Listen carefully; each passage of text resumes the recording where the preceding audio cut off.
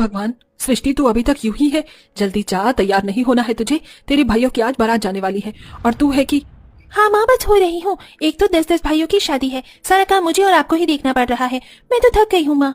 ये थकान बस आज की और है, फिर तो तेरे भाइयों की शादी हो जाएगी तो तेरी 10-10 भाभियां आकर सारा घर संभाल लेंगी। हाँ माँ, मैं तो एकदम से 10-10 भाभियों की ननद बन जाऊंगी। पता नहीं वो मुझसे कैसा बर्ताव करेंगी। माँ, वैसे ननद अपनी भाभियों से कैसे पेश आती है?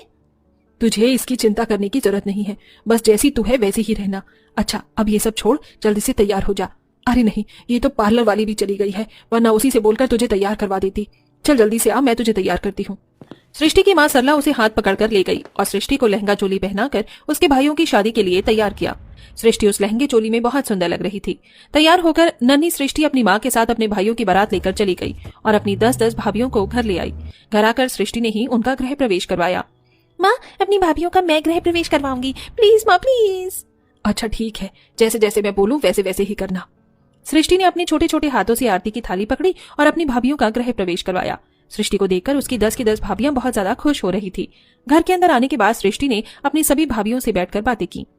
सृष्टि, तुम हमारी इकलौती ननद हो? हाँ, मैं आपकी इकलौती ननद हूँ और आपको मेरी सभी बातें माननी होंगी। बिल्कुल क्यूटी पाई, तुम कितनी प्यारी हो सृष्टि। अच्छा, हमें अपने बारे में कुछ बताओ कि तुम्हें क्या पसंद है और क्या नहीं। हाँ जरूर भाभी, आपको पता है शादी की तैयारी में मैं और माँ दोनों बहुत थक गए, इसलिए मुझे घर के काम करना बिल्कुल पसंद नहीं है। हाँ, लेकिन मुझे खाना खाना बहुत पसंद है। आपको क्या क्या पसंद है? सृष्टि की बातों पर 10 की 10 भाभियां मुस्कुरा रही थी। उन्हें उस पर बहुत प्यार आ रहा था। ऐसे ही एक दिन बीत गया और आज 10 की 10 बहुओं की पहली रसोई थी।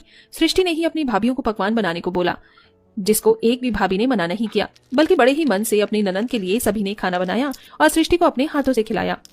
ऐसे ही देखते समय बीतने लगा और साल गुजर गए। अब सृष्टि 20 साल की हो चुकी थी। साथ ही वो अपनी भाभियों की आज भी चहेती ननद ही थी। 10 भाभियां उसका बिल्कुल अपनी बेटी की तरह ख्याल रखती थी। भाभी, मेरा कॉलेज का बैग कहाँ है? ये लो।